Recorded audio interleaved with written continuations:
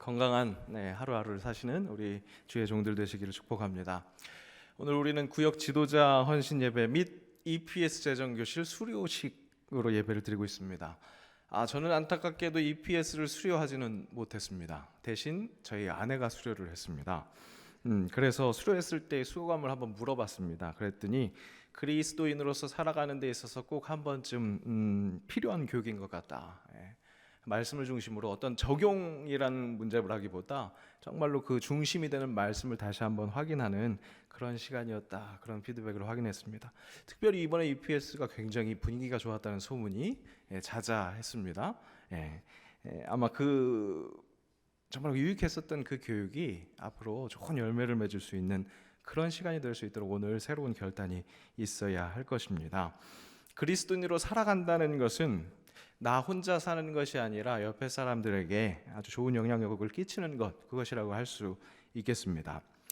리더십이라는 학문에서 바로 그렇게 주변 사람들에게 영향을 끼치는 사람이 리더다, 그렇게 정의를 하고 있습니다.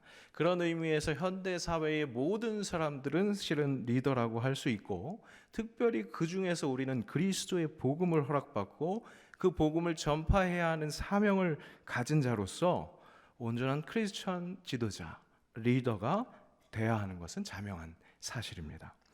오늘 구역 지도자로서 헌신을 다짐하는 분들이시나, 또 우리 EPS 이렇게 성경을 기반으로 한 교육 과정을 수료하시는 분들이나, 또 그저 그리스도의 이름으로 예배하려고 모인 우리 모두가 크리스천 리더로서의 자세가 꼭 필요합니다. 그 일에는 먼저 나에게 맡겨진 일이 어떤 것인지 제대로 아는 것, 그래서 어떻게 감당할지 아는 것이 필요할 것입니다. 오늘 말씀을 통해서 바로 그것을 허락받아서 오늘 말씀의 제목처럼 우리가 맡은 일에 최선을 다할 수 있는 그런 결단이 있는 은혜가 충만한 말씀 나누는 시간이 될 수 있기를 축복합니다. 오늘 본문은 다름 아닌 우리가 잘 아는 것처럼 집사를 세우는 그런 장면입니다. 교회의 일꾼을 세우는 것이죠. 주께서 친히 안수하심으로 세워지는 그런 주님의 일꾼들입니다. 먼저 이 일꾼이 세워진, 그럴 수밖에 없었던 그 초대교회의 상황을 한번 확인해 보겠습니다. 그럴 수밖에 없었던 상황은 바로 수적 부흥입니다. 오늘 본문이 이렇게 시작합니다. 그때의 제자가 더 많아졌는데, 그렇게 수적 부흥을 이야기하고 있습니다.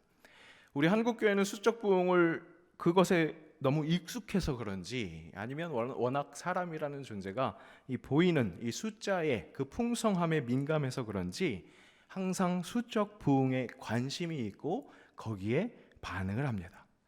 물론 요즘에는 영적 부흥이라든지 질적 부흥 이런 언급을 더 자주 하는 것을 볼 수 있습니다. 근데 또 물론 이런 말을 하면 양적 부흥을 하지 못한 사람들이 그렇게 좀 변명하듯이 하는 말이다, 그런 지적도 있습니다. 영적 부흥의 기초는 시작은 수적 부흥이다, 이런 말씀도 하시는 것을 들을 수 있었습니다. 오늘 성경의 상황을 파악하는 누가, 사도행전도 누가가 쓴 것으로 알려져 있죠. 재미있게도 수적 부흥을 먼저 언급하는 것을 볼 수 있습니다.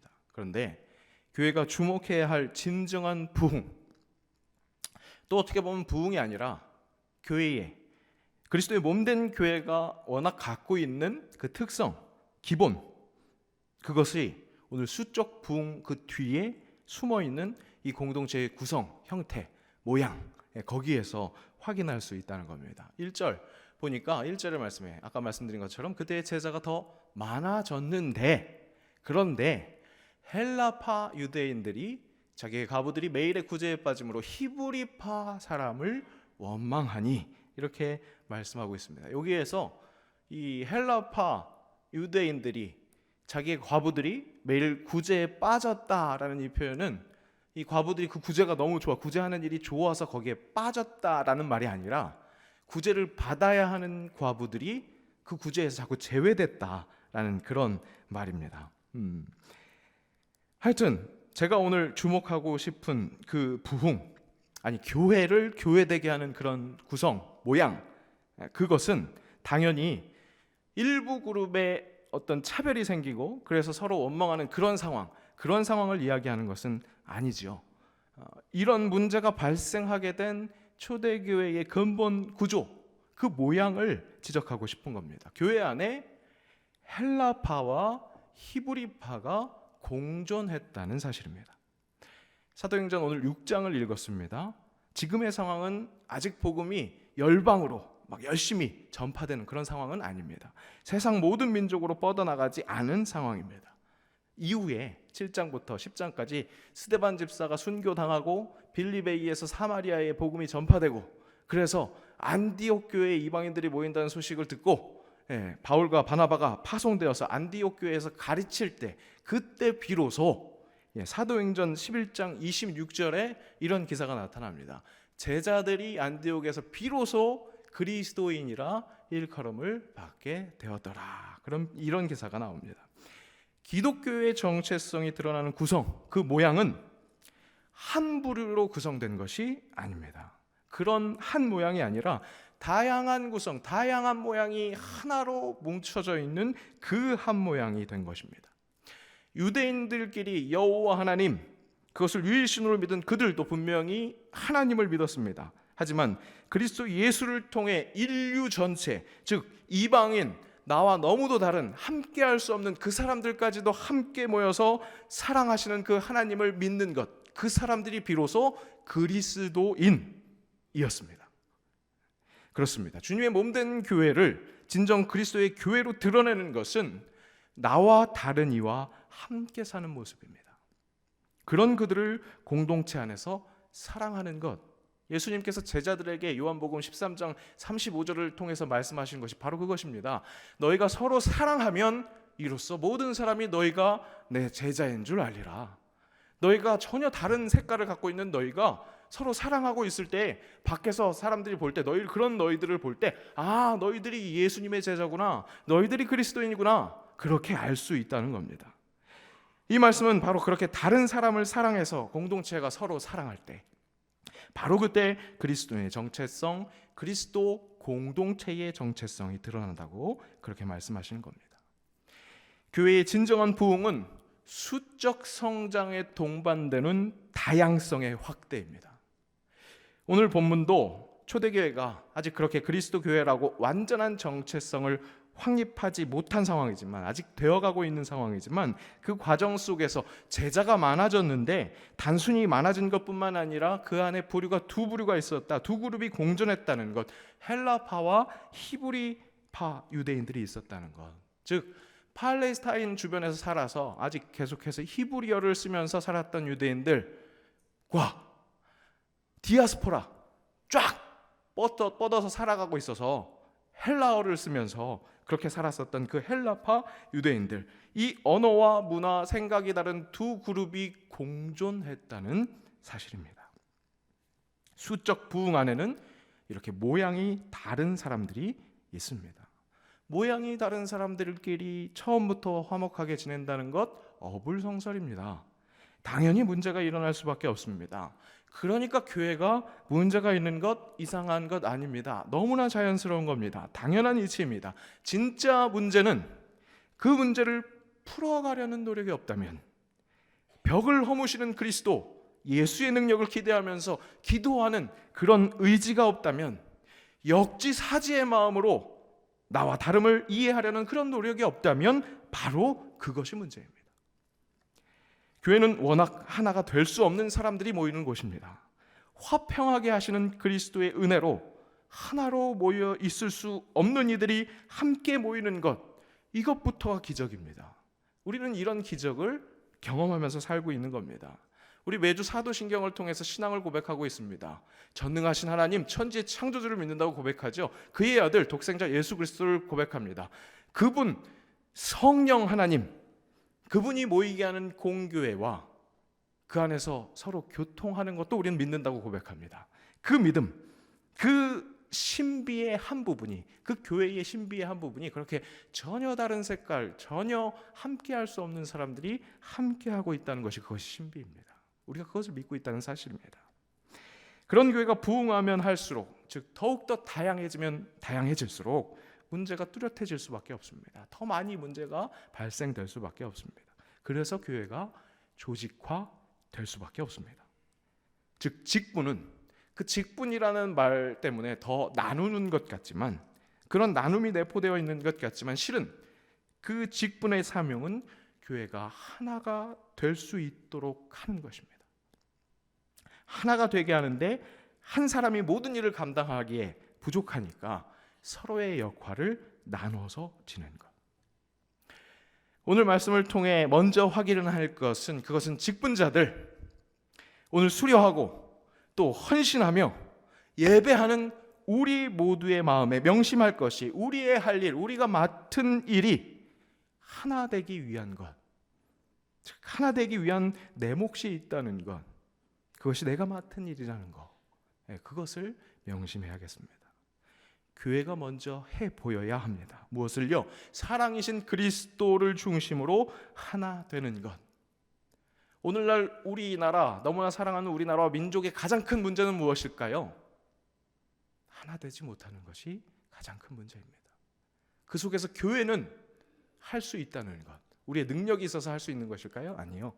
화평하게 하시는, 벽을 무너뜨리시는 예수 그리스도, 그분을 중심으로 함께 모여서 사랑할 수 있다는 것을 보여줄 수 있는 것이 교회가 되어야 합니다. 그것을 위해 오늘 직분을 맡은 우리 구역 지도자들이 서로 나누어졌다는 그 의식을 철저히 하나 되기 위함인 것을 기억하시기를 바랍니다. 특별히 오늘 본문에서 집사가 세워진 것, 그것은 구제에서 제외되는 사람, 소외되는 사람이 있었다는 그 문제를 해결하기 위한 것이었습니다. 사도들은 숫자가 제한되어 있었죠. 그들이 이 모든 것 가난하게 역부족이었던 겁니다. 그래서 생기는 구멍, 그것을 방지할 수 없었습니다. 여기서 다시 한번 짚고 넘어가야 할 것이 있습니다. 초대교회, 교회는 초대교회 때부터 구제에 힘을 실었다는 사실입니다. 구제로 쓰인 이 단어가 우리가 작년에도 열심히 배웠었던 교회의 5대 사명 중에 하나인 디아코니아입니다. 사람이 많아지는 그 수적 부흥 속에서, 다양성의 확대 속에서 잊지 않은 것이, 초대교회가 잊지 않았었던 것, 약자를 위한 섬김이었다는 사실입니다. 말씀을 읽는 것, 오늘 주일 말씀을 통해서도 확인했는데요, 말씀으로 새로워지는 게 굉장히 중요합니다. 그런데 그 말씀, 그것이 행함이 말씀을 보는 것, 듣는 것만큼 중요하다는 겁니다. 말씀이 행함으로 이어지지 않으면 그 말씀은 세상 사람들이 어쩌다가 스쳐가다가 지나치는 그 말씀처럼, 그들에게 그 말씀은 뭘까요? 찌라시하고 별 차이가 없죠. 그 말씀과 별 다를 것이 없게 됩니다. 우리에게 행함이 없다면, 행함과 이어지지 않는 말씀이라면 세상 사람들이 대하는 그 말씀과 별 차이가 없다는 사실입니다. 말씀과 행함 둘 다 중요합니다. 이 둘의 균형이 중요합니다. 그래서 오늘 사도들을, 초대교회는 집사들을 세운 겁니다. 오늘 본문에서 오해를 살 수 있는 그런 부분이 있습니다. 사도들이 이런 말을 하죠. 하나님의 말씀을 제쳐놓고 접대를 일삼는 것이 마땅하지 아니하니, 그렇게 이야기합니다. 이 구절을 그대로 보이는 대로, 문자 그대로 읽다 보면 무엇보다도 말씀이 중요하다, 그렇게 해석될 수 있습니다. 또 그 얘기가 틀리지도 않겠습니다. 그런데 무조건 말씀이 접대, 구제보다 무조건 중요하다, 그렇기 때문에 한 말이 아닙니다. 둘 다 중요하기 때문에 말씀을 행하는 것, 그래서 서로 케어하고 서로 그렇게 챙겨주는 것, 그것이 중요하기 때문에 그 구제 부분을 제대로 행할 수 있도록 함께 사명을 짊어질 동역자를 세운 겁니다. 교회에 있어서 구제, 섬기는 것, 돕는 것, 이것이 얼마나 중요한지 초대교회 교부 중에 하나였던 터툴리안이 이런 이야기를 했다고 합니다. 약자를 돌보고 사랑과 친절을 베푸는 우리의 모습은 많은 우리 반대자들의 눈에 비친 우리의 브랜드다. 예수님께서 서로 사랑하라, 그때 너희가 내 제자인 것을 알리라, 그렇게 말씀하셨던 것처럼 초대 교부였던 터툴리안이 이렇게 얘기했다는 겁니다. 우리가 서로 친절을 베푸는 것, 돌보고, 약자를 돌보고 사랑과 친절을 베푸는 우리의 모습이 우리를 반대하는 사람들이 딱 봤을 때 보는 우리의 브랜드라는 겁니다.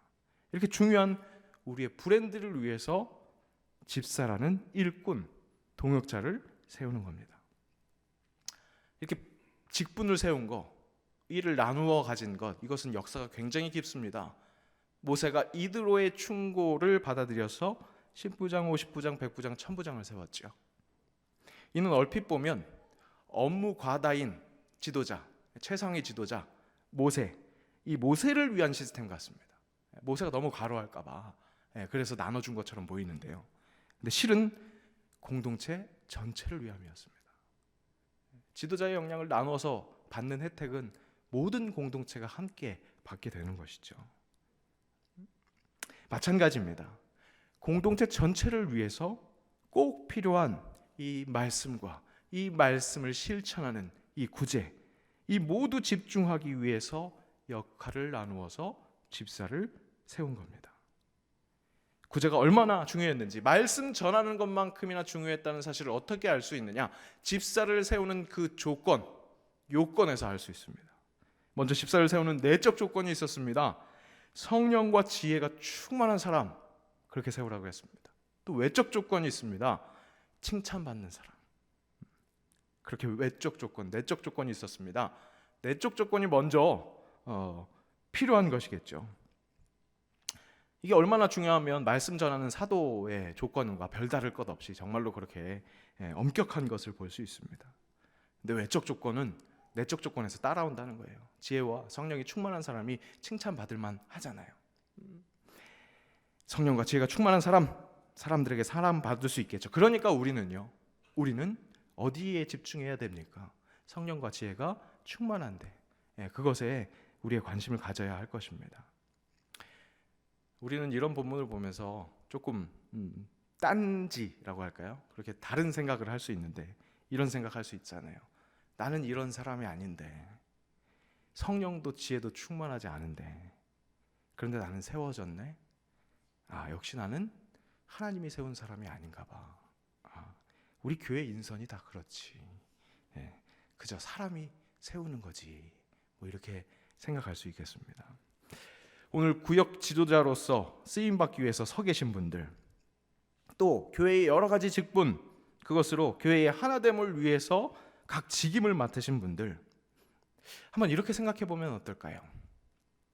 성령과 지혜가 충만할 때 감당할 수 있는 일, 그게 내가 맡은 그 직분인데, 그게 교회가 하나 되게 하는 내 쓰임받는 내 직분인데, 그것을 내 능력으로, 내 생각으로, 내 소견에 옳은 대로 그렇게 해보려고 하니까 자꾸 좌절하는 것 아닐까. 칭찬받는 외적 조건만 좀 먼저 채우려다 보니까 힘만 든 것 아닐까. 그런 생각 해볼 수 있지 않을까요? 오늘 본문을 집중해서 한번 잘 보시기 바랍니다. 사람을 택하는 것이 하나님이었을까요? 사람이었을까요? 잘 보세요. 형제들아, 너희 가운데서 성령과 지혜가 충만하여 칭찬받는 사람 7을 택하라. 그렇게 말하고 있습니다. 초대교회도 사람이 사람을 세웠습니다. 하나님이 이들이 조건이 딱 맞는 애들이니까 이 사람들 세워. 그렇게 말씀하시지 않았습니다. 이런 사람을 너희가 택하라. 그렇게 말씀합니다. 그렇다면 사람들이 세웠다고 하는데, 사람들이 사람을 봤을 때 내적 기준을 판단할 수 있을까요? 지혜와 성령이 충만한 것을 판단할 수 있을까요? 사람은 어디까지나 외적 기준으로 골라냅니다. 그것도 정확하지 않고 공정하게, 아무리 공정하게 한다고 그래도, 아무리 노력을 기해도 완전하지 못합니다. 진정 지혜가 있고 성령이 충만한지 그 사람을 가려낼 수 없다는 겁니다. 그저 가능성 있는 사람을, 칭찬받을 만한 것이 있는 사람을 택하는 것입니다. 그러니까 오늘 구역 지도자로서 헌신하려고 앉아 계신 여러분들은 칭찬받을 만한 사람들입니다. 그런 외적 기준으로 여러분들은 일단 세워진 겁니다. 오해하지 마십시오. 다 잘한다는 거 아닙니다. 단점이 분명히 있습니다. 하지만 분명 칭찬받을 구석이 있기 때문에 그런 외적 기준으로 오늘 세워진 겁니다. 진짜 중요한 것은 세워지고 나서입니다. 세워진 것이 끝이 아니라는 겁니다. 세워진 것은 시작이고 섬기면서 세워져 가는 것, 이거 정말 중요하다는 겁니다. 전 목사지만 목사로 마찬가지입니다. 제가 목사 안수 받은 것이 얼마나 감격스러웠는지 그때 혹시 기억하시는 분들이 계실지 모르겠어요. 저희 홈페이지에 제가 외부에 있었으니까, 홍콩에 있었으니까 그때 안수 받고 너무 감사하다고, 목사로 키워주셔서 너무 감사하다고 한번 글을 쓴 적이 있습니다. 목사 안수 받아서 목사 된 것이 아니라 앞으로 목사가 되어가겠다고, 연동교회에서 자란 사람으로서 그렇게 자긍심을 갖고 열심히 목사가 되어가겠습니다. 함께 기도해 주십시오. 그렇게 이야기한 적이 있습니다. 일꾼이 세워지는 것, 그것은 어떻게 보면 정말로 부족한 사람의 기준으로 세워졌는지 모르겠습니다. 하지만 앞으로 세워져 가면서 그렇게 성숙되어 가는 것, 양육되어 가는 것, 그것이 진짜 중요한 것입니다. 누가 세워졌는지 안 세워졌는지 그건 중요한 것이 아니라는 거예요. 나에게 맡겨졌다면 그것에 충실하기 위해서, 뭘 위해서? 성령과 지혜가 충만하도록 집중하는 것. 그것은 당연히 성령 충만하도록 그저 무릎으로 나아가고 말씀에 의지하는 것. 우리에게 그것이 필요하다는 겁니다. 요즘엔 좀 뜸하지만 예전에는 수능이 끝나고 나면 꼭 이런 원론적인 이야기를 하는 전국 수석들의 이야기가 있었습니다. 교과서를 중심으로 국영수에 집중했다. 아무런 의미 없는 것, 어떻게 들어보면 솔직히 기분 나빠지는 그런 이야기입니다. 하지만 말씀에서 지혜를 얻고 기도로 성령과 친밀한 교제를 나누는 것, 너무 빤한 이야기이지만, 의미 없는 이야기인 것 같지만, 그것이 우리가 맡은 일에 필요한 지혜와 성령 충만을 허락받는 오롯한 정석입니다. 거기에 집중하시기 바랍니다. 그렇게 교회의 일꾼이 되어가는 것, 세워지는 것, 그거 누구 좋은 일일까요? 교회 좋은 일이죠. 교회 좋은 일 맞습니다. 맞죠? 교회 공동체에 지혜와 성령이 충만한 사람들이 생겨서 섬김이라는 그런 중요한 일을 감당하니까 교회 좋은 일이죠. 속으로 그런 생각하시는 분 계실 거예요. 나한테도 좋은 일인데요, 목사님? 결국 내가 성령과 지혜로 충만해지는 거잖아요. 나한테도 좋은 일이잖아요. 맞아요. 내가 진정한 교회로 성장해 가니까 나에게도 좋은 겁니다. 그런데 내가 누구예요? 연동교회잖아요. 그죠? 그러니까 결국 교회가 좋은 겁니다. 우리 모두가 좋은 겁니다. 사랑하는 연동교회 여러분, 그렇게 일부러 연동교회라고 지칭합니다. 여러분 한 분 한 분이 교회이기 때문에 그렇습니다. 교회가 좋은 일, 거기에 충성합시다. 하나님께 영광을 올려드리는 일, 거기에 충성합시다. 특별히 EPS 수료함으로, 자꾸 여기만 보고 얘기하니까 졸라고 그러시는 것 같은데, EPS 수료함으로 사명을 좀 더 요청받은 여러분, 또 정말 중요한 일을 감당하기 위해서 세워주시는 구역 지도자 여러분, 무한 사명감으로 쓰임 받으시기를 바랍니다. 그것이 우리 교회에게 좋은 일이기 때문입니다. 하나님께 영광 올려드리는 일이기 때문입니다. 교회의 모든 직분은 교회가 하나 되기 위해 나눠진 사역입니다. 말씀 사역만큼이나 중요하기에 집사들에게 구제 사역을 나누어서 감당했다면, 그 일을 감당할 때 확실히 기름 부어 안수받은 하나님의 사람의 그 사명감을 가지고 함께 감당해야 하겠습니다. 섬기는 일은 교회의 일입니다. 즉 내 일입니다. 우리 소위 지도자들을 잘못 한정지어서 생각하는 경우가 있습니다. 교회의 지도자들, 교회? 그걸 이야기할 때는 목사님이지, 장로님이지, 권사, 집사님이지, 그렇게 생각하는 일이 있습니다. 근데 아닙니다. 교회의 일은 우리 모두의 일입니다. 내가 교회잖아요. 내가 크리스천 지도자이니까요.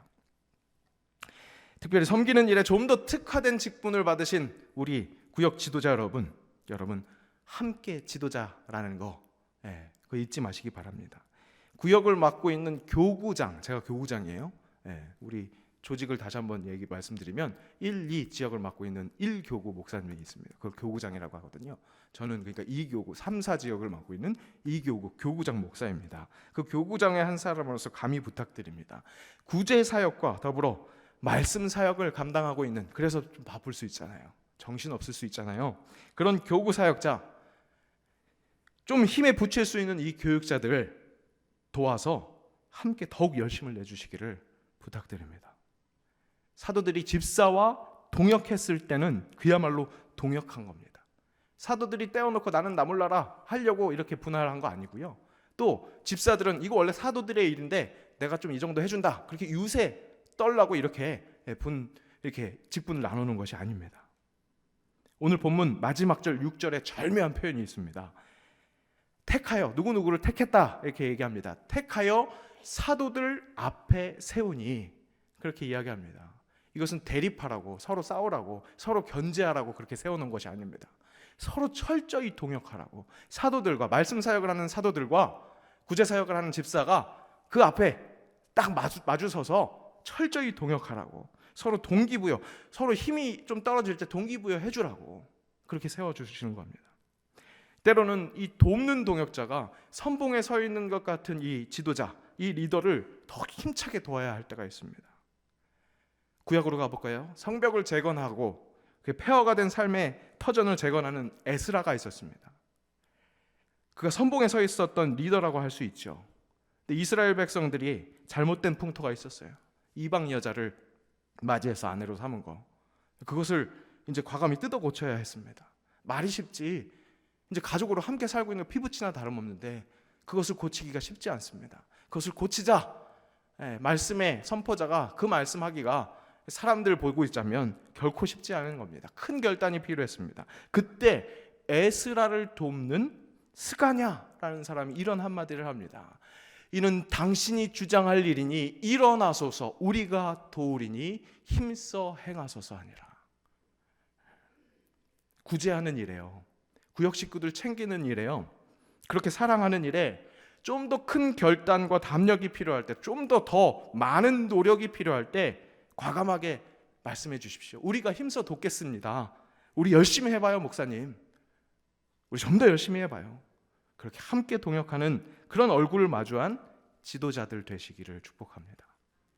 새해 좀 더 목양의 힘을 쓰려고 하는 우리 연동교회입니다.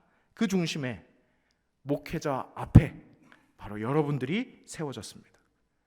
그리고 우리가 함께 서 있는 이 길이 하나님께로 난 유일한 길, 오직 하나이신 진리 예수 그리스도 그분인 줄로 믿습니다. 아무쪼록 우리 연동교회 모든 직분자들이 맡은 일에 지도자의 사명감으로 그렇게 사랑하는 정체성을 올곧게 세워나가기를, 더 많은 이제 헌신이 필요한 EPS 수료자들도 바로 그렇게 쓰임 받으시기를 주님의 이름으로 축복합니다. 기도하겠습니다. 우리를 주님의 일꾼으로 세워주시니 감사합니다.